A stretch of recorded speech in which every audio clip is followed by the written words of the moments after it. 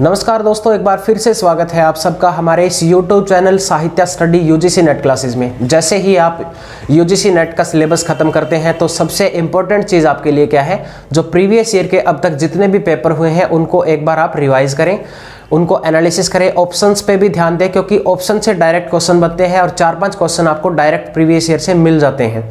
तो ये बहुत ज़रूरी है आपके लिए। इससे आपका पूरा का पूरा लिटरेचर, कल्चरल स्टडी, क्रिटिसिज्म, ये टॉपिक आपके अच्छे से रिवाइज हो जाएंगे। और इससे पहले मैं 2016 के दोनों पेपर को डिस्कस कर चुका हूं और 2017 का जो जून में एग्जाम हुआ था उसको भी मैं ऑलरेडी डिस्कस कर चुका हूं। 2022 के दोनों एग्जाम, मॉर्निंग शिफ्ट का एग्जाम और इवनिंग शिफ्ट का एग्जाम, ये दोनों भी मैं ऑलरेडी डिस्कस कर चुका हूं। डिटेल में हमने इसको पढ़ा है। तो आज की इस वीडियो में 2017 में जो नवंबर में एग्जाम हुआ था उसको हम डिस्कस करेंगे। और इन पेपर्स की अगर आपको पीडीएफ चाहिए तो वो आपको हमारे टेलीग्राम चैनल पे मिल जाएगी। आप हमारे टेलीग्राम चैनल को ज्वाइन कर सकते हैं, डिस्क्रिप्शन में आपको लिंक मिल जाएगा और साथ में ही इंस्टाग्राम का भी आपको लिंक मिल जाएगा, वहां जाके भी आप उसको फॉलो कर सकते हैं क्योंकि हम हर रोज एक पोस्ट वहां पे डालते हैं क्वेश्चन की, जिससे आपको अपकमिंग एग्जाम में या अपनी प्रिपरेशन में बहुत ज़्यादा हेल्प मिलने वाली है। तो आज की वीडियो में हम 2017 के पेपर को डिस्कस करेंगे। जल्दी से शुरू करते हैं आज की हमारी इस वीडियो को। First question is in Frances Burney novel Evelina. Frances Burney ने लिखी है ये नोवेल एवलिना। इसका एक सबटाइटल है a young lady entrance into world. This is the subtitle of Evelina, written by Frances Burney. Eponymous heroine comes out in society two locations, and these two locations are Bristol and London. ये दो location को mention किया गया है Francis बर्नी की इस novel Evelina में। So right answer will be B and D, option fourth. Next, which of the following lines by Shakespeare is repeated several times in Virginia Woolf novel Mrs. Dalloway? Mrs डेलोवे ये एक novel लिखी है Virginia Woolf ने। इस novel में Shakespeare की एक line को बार बार रिपीट किया गया है और वो लाइन थी, fear no more the heat of the sun nor the furious winter rage. और इस लाइन को लिया गया है शेक्सपियर की एक पोएम किम्बलाइन से। Cymbeline is poem written by William Shakespeare. ये लाइन आती है इस पोएम से और इसका राइट आंसर होगा सेकंड वाला। आगे है फिर, identify the important theatre of the Elizabethan period. Elizabethan period के इंपॉर्टेंट थिएटर हमने बताने हैं। एलिजाबेथन पीरियड की टाइमलाइन रही है 1558 में जब एलिजाबेथ इंग्लैंड की क्वीन बनती है, 1603 में इनकी डेथ हो जाती है। ये टाइमलाइन है एलिजाबेथन पीरियड की। और इसमें थिएटर उस टाइम पे थे famous, the लोयन theatre, the theatre. जितने भी थिएटर हैं उस टाइम के जो फेमस थिएटर, वो सारे मैं आपको बता रहा हूं, इनको नोट कर लेना। The Swan Theatre, then the Fortune Theatre, the Curtain and Black Friar. ये थिएटर के नाम थे, ठीक है। ये फेमस थिएटर थे। और ग्लोब थिएटर भी आता है ये इसी पीरियड में। तो इसमें पिकॉक नहीं है, ग्लोब आएगा और स्वान आएगा। बी और सी दोनों सही है। ग्लोब थिएटर को 1911 में खोला गया था, तो ये इस पीरियड में नहीं था एलिजाबेथन में। और ग्रैंड थिएटर को 1780s के आसपास खोला गया था, तो ये भी एलिजाबेथन का नहीं है। बी और सी दोनों आएंगे इसमें, सेकंड वाला ऑप्शन सही है। उसके बाद, in which poem does Matthew Arnold express the dilemma of wandering between two worlds, one dead the other powerless to be born. ये लाइन कौन सी पोएम से आती है? ये पोएम है stanza from the Grande Chartreuse. ये पोएम है, इससे ये लाइन ली गई है। इस पोएम में मैथ्यू आर्नोल्ड ने एक्सप्रेस किया है विक्टोरियन एज के पेनफुल ट्रांसफॉर्मेशन को, जो इंडस्ट्रियलाइजेशन की वजह से हुआ था, जिससे नेचर से लोग दूर हो गए थे। इसमें कंसर्न किया गया है about the loss of identity, religious value, peace and morals के बारे में, राइट। तो ये सेकंड वाला ऑप्शन इसमें सही है। उसके बाद, who among the following comment that all modern American literature comes from one book by mark Twain called Huckleberry Finn. एक राइटर है जिन्होंने ये स्टेटमेंट दी थी कि पूरा का पूरा अमेरिकन लिटरेचर आता है मार्क ट्वेन की एक बुक से जिसका नाम है हकलबेरी फिन। और ये स्टेटमेंट थी अर्नेस्ट हेमिंग्वे की। इसके बाद नेक्स्ट क्वेश्चन है, the emblem is a poetic genre containing a symbolic picture with a text and a verse exposition popular in the early 17th century. Who popularized this kind of poetry through the work emblem? ये emblem एक poetry लिखी है जिसका full title है emblem divine and moral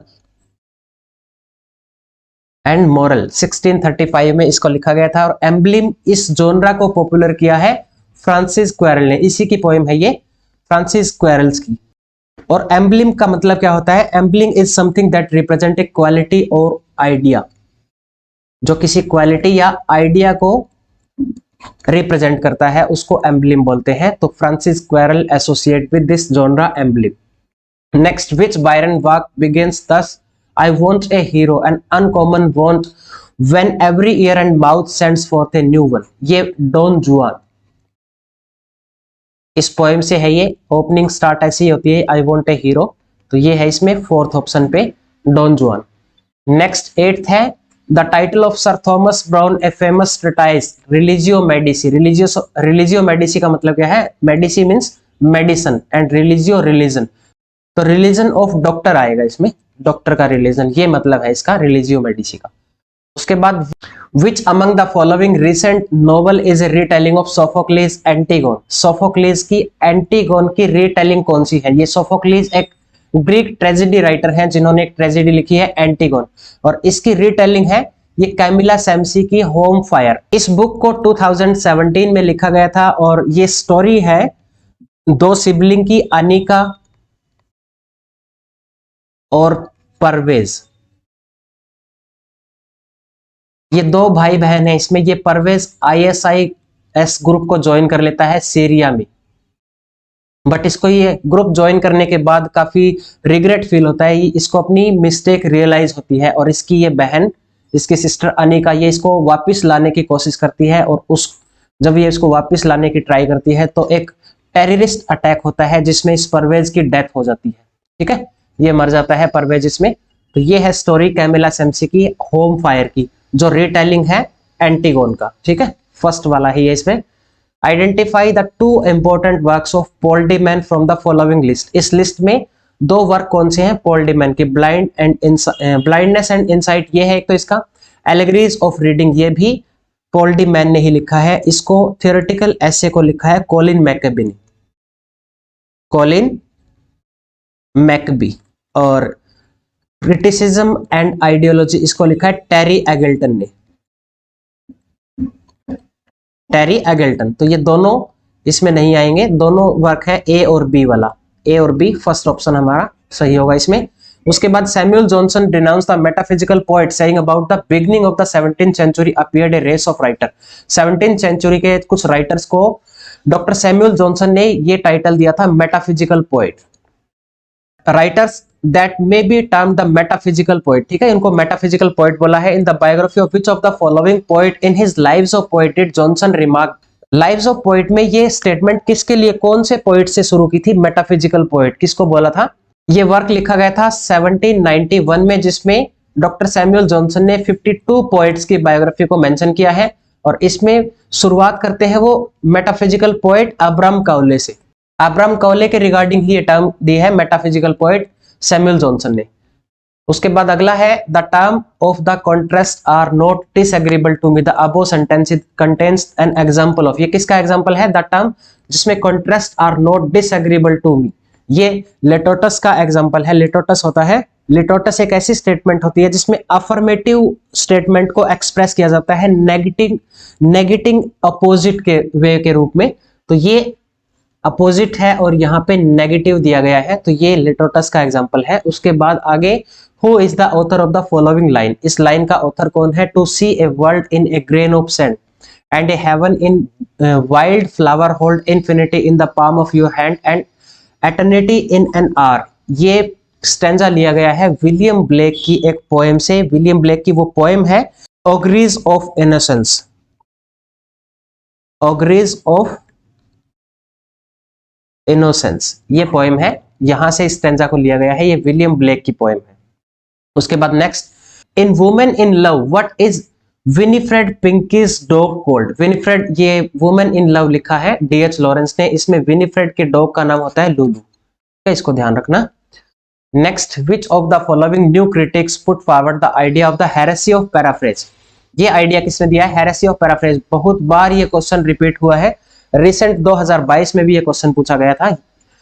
Clint brooks ने एक work लिखा है the well wrought urn, the well wrought urn. इसमें 11 चैप्टर है, आई थिंक 10th या 11th चैप्टर का टाइटल है हेरेसी ऑफ पैराफ्रेज। ठीक है, ये वहां से आया है, तो इसको दिया है क्लिंट ब्रुक्स ने। Next, Edmund Spencer's Colin cloud come home again is an example of. ये किसका एग्जाम्पल है? Colin cloud come home again. ये पेस्टोरल इकोलॉग है। पेस्टोरल इकोलॉग क्या होता है? जिसमें रूरल सराउंडिंग की बात की जाती है, रूरल सराउंडिंग, और शेफर्ड्स को इंक्लूड किया जाता है, शेफर्ड सोसाइटी को इंक्लूड किया जाता है। इस तरह की पोएम को हम पेस्टोरल इकोलॉग बोलते हैं, इसको बुकोलिक्स भी बोला जाता है, पेस्टोरल इकोलॉग को। Next question, an essay of dramatic पोएजी whom does John Dryden refer to as the most learned and judicious writer which any theater ever had। ये ऐसे ऑन ड्रामेटिक पोएजी जॉन ड्राइडन ने 1668 में लिखा था। इसके बाद इनको पोइट लॉरिएट भी बनाया गया। ये फर्स्ट ऑफिशियली अपॉइंट किए गए थे पोइट लॉरिएट इंग्लैंड के 1668 में, और इसने most learn and judicious writer बोला है बेन जॉनसन को।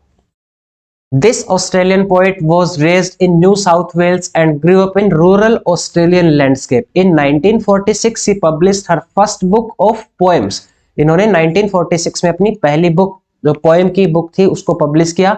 In 1962 she became the co-founder and president of Wildlife Preservation Society of Queensland। Queensland की जो सोसाइटी थी वाइल्ड लाइफ प्रिजर्वेशन, इसकी ये को-फाउंडर और प्रेसिडेंट बन गई थी। And served as a president several times thereafter. Identify the poet, she was Judith Wright. ये जूडिथ राइट ऑस्ट्रेलियन बहुत ही फेमस पोएट है। ये थी वो 1962 में को-फाउंडर और प्रेसिडेंट बनी थी wild life preservation society of Queensland की। नेक्स्ट क्वेश्चन है, एफ्राबेंस ओरोनोको इज सेट इन। एफ्राबेन का ये वर्क है ओरोनोको, बहुत ही फेमस वर्क है। इसको सेट किया गया है सूरीनेम नाम की जगह पे, पहले ही ऑप्शन में दिया गया है सूरीनेम। देन इसके बाद, who publish the first collected edition of GM Hopkins. GM Hopkins की पोएम 1918 में किसने सबसे पहले पब्लिश किया? ये पब्लिशर था रॉबर्ट ब्रिज, इनका पब्लिशर था ये जीएम हॉपकिन का। तो सबसे पहले इनकी जीएम हॉपकिंस की एक कलेक्टेड एडिशन था पोएम का, 1918 में ये पब्लिश किया गया था रॉबर्ट ब्रिज के द्वारा। Next, Samuel Richardson name his heroine Pamela after one of the character in. Samuel Richardson ने अपनी हीरोइन पैमेला का नाम लिया, इसमें चूज किया है किसके बेस पे? फिलिप सिडनी का वर्क है आर्केडिया, इसमें कैरेक्टर है पैमेला। तो ये कैरेक्टर लिया है सैमुअल रिचर्डसन ने अपनी नॉवल पैमेला में। उसके बाद, painter once admitted that he first became aware of the dramatic power of pose. Pose की पावर का पता चला इसको पहली बार from seeing a popular American comedian को देखा। विच वन, वो कौन था? ये जैक बेनी एक कॉमेडियन था अमेरिकन, जिसको देखकर इनको अवेयरनेस मिली थी पोजेस के बारे में। ठीक है, राइट। उसके बाद next, Charles Dickens Bleak House is pointedly critical of England's.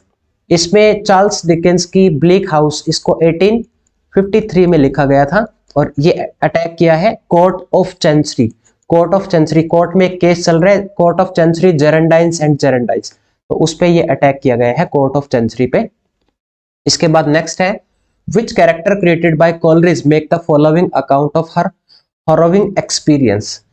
Coleridge ने एक कैरेक्टर इन्वेंट किया जिसमें ये हॉरोविंग एक्सपीरियंस हुआ, जिसका पहले लाइन पढ़ते हैं। 5 warrior sees the yester moon, me even me a maid forlorn, they choked my cries with force and fright and tied me on a palfrey white। 5 warriors seized me yester moon, कल मुझे 5 warriors ने यहाँ पे seize कर दिया, यहाँ पे बांध के रखा था। choked my cries, जिसकी वजह से मेरी चीखें निकलनी बंद हो गई थी, मेरा सांस जो है वो बंद हो गया था। तो ये लाइन बोलती है इसमें जेरेल्डाइन। ये पोएम का नाम है क्रिस्टाबेल, और क्रिस्टाबेल को ये लाइन बोलती है जेरेल्डाइन, जब वो उसको एक फॉरेस्ट में मिलती है और ये क्रिस्टाबेल उसको अपने घर ले जाती है। तब तक उसको नहीं पता कि ये एक विच है, ये जेराल्डाइन इसमें एक विच है, बट एस.टी. कोलरेज ने कहीं भी इस वर्ड को यूज नहीं किया है, विच वर्ड को, ठीक है। इसी को विलिंग सस्पेंशन ऑफ डिसबिलीफ भी बोलते हैं। तो बहुत ही इंपॉर्टेंट पॉइंट है, ये ध्यान रखना, जेराल्डाइन है इसमें ये विच। देन इसके बाद नेक्स्ट है, which novel of Thomas Hardy begins with the sombre description of Egdon Heath. ये एक जगह का नाम है, एक एरिया है, और ये थॉमस हार्डी की 2 नॉवल में इसकी डिस्क्रिप्शन मिलती है। एक तो रिटर्न ऑफ नेटिव में, यहां तो return of native right answer है, और दूसरा है the mayor of कास्टरब्रिज।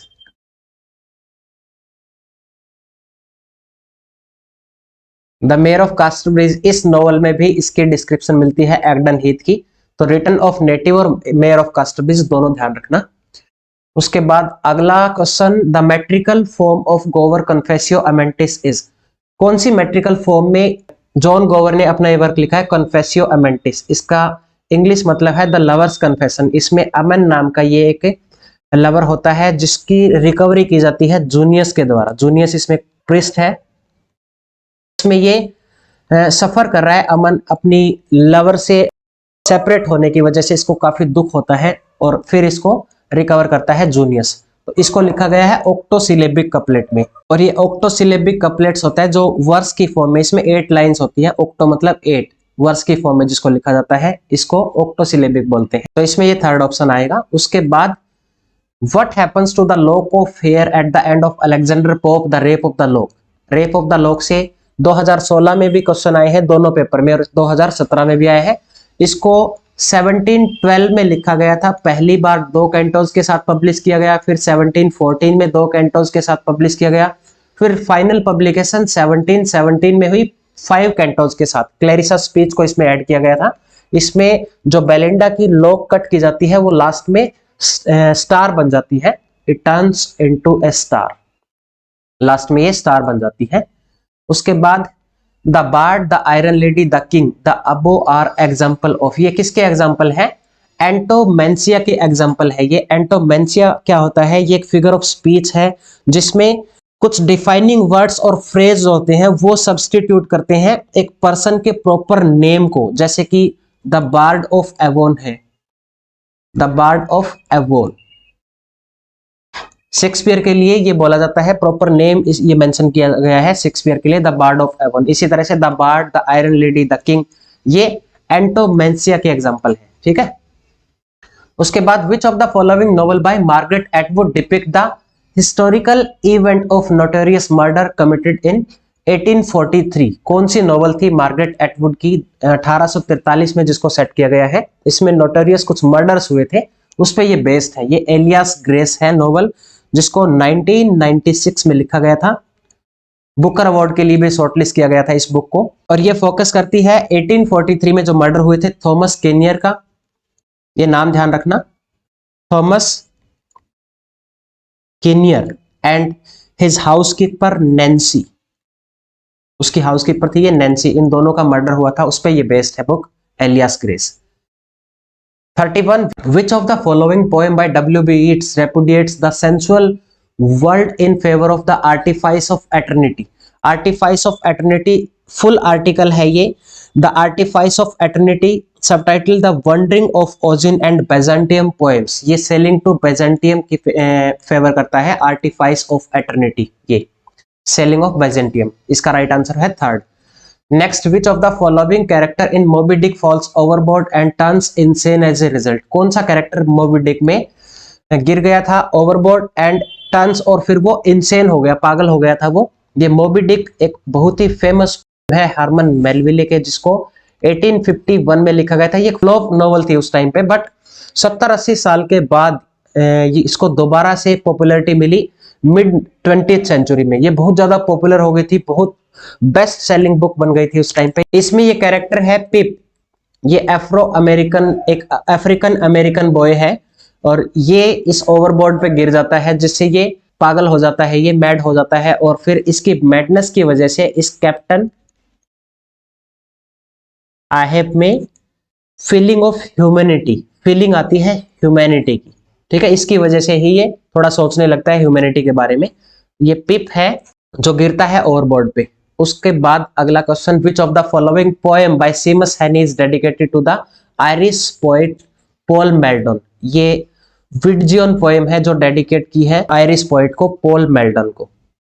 Then 34, in William Golding's Lord of Flies which of the following character is put to death. कौन से कैरेक्टर इसमें मरते हैं? इसमें एक तो पिगी मरता है और साइमन मरता है।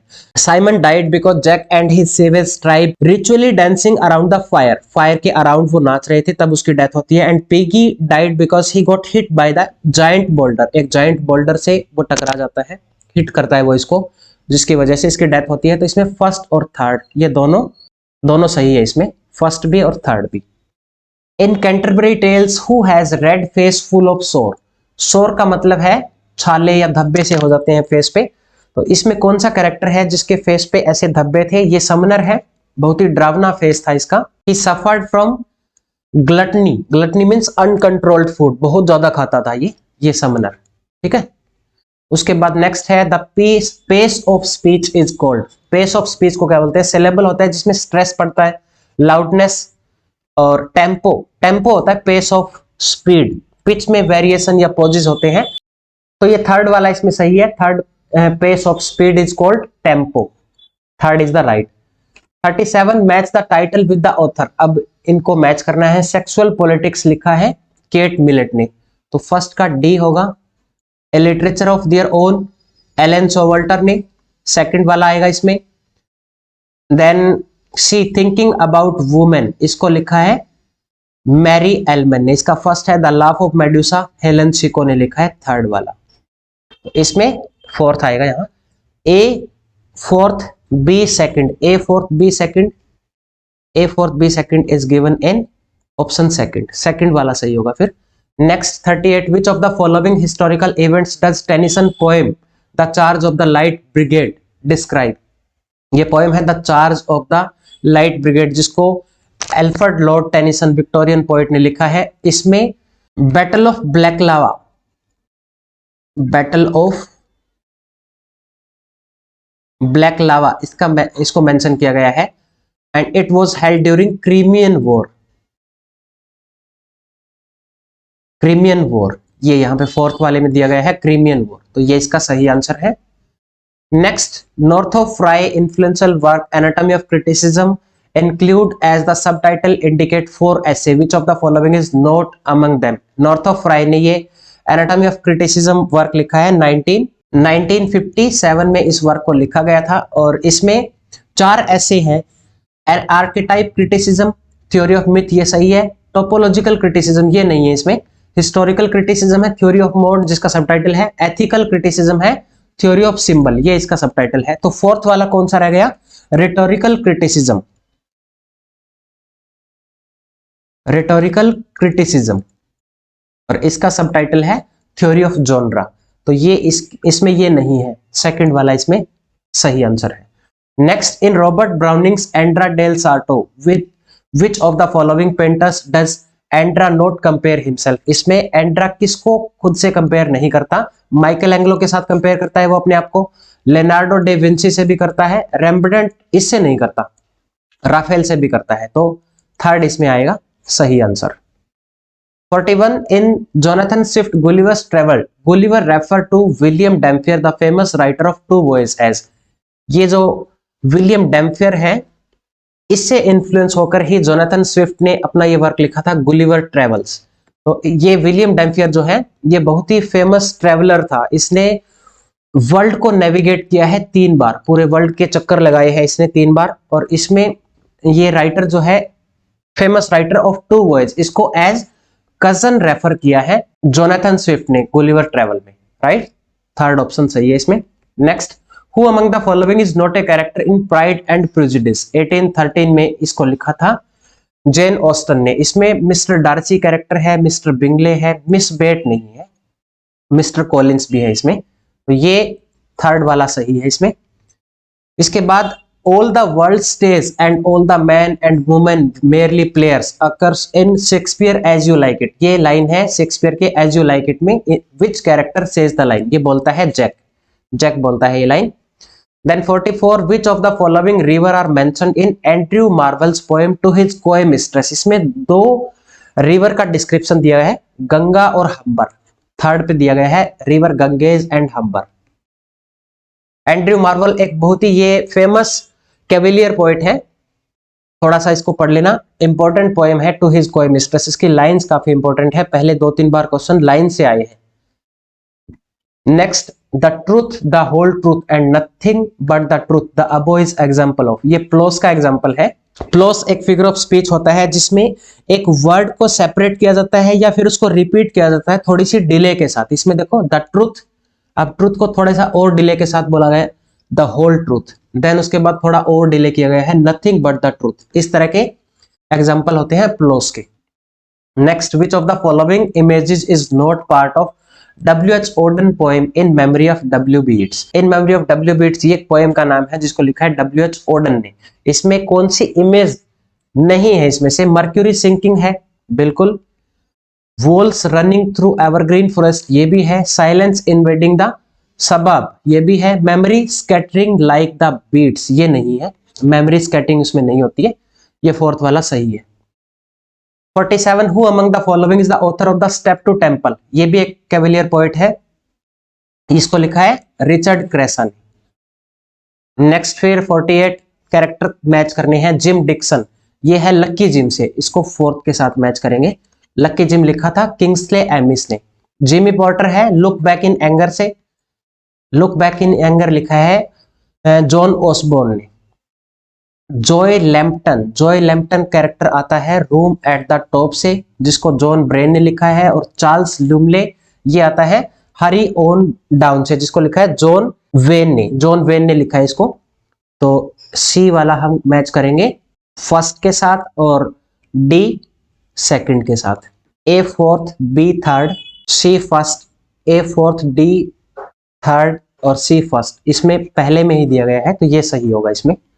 उसके बाद in the opening book of the prelude Wordsworth mention famously that he was fostered alike by beauty and fear, ये दोनों आएंगे इसमें, beauty and fear. D and B ये दिया है ऑप्शन सेकंड पे। आगे है फिर the title of Ngugi wa Thiong'o petals of blood is derived from a poem by Derek Walcott. Derek Walcott की एक पोएम से इसने टाइटल लिया है। एनगुगी वो थियोंगो ने अपना पिटल्स ऑफ ब्लड का, कौन सी पोएम है वो? ये स्वैम्प है। इस पोएम से एनगुगी वो थियोंगो ने पिटल्स ऑफ ब्लड का टाइटल लिया है। So this is all about today. 2017 के ये 50 क्वेश्चंस हम डिस्कस कर चुके हैं।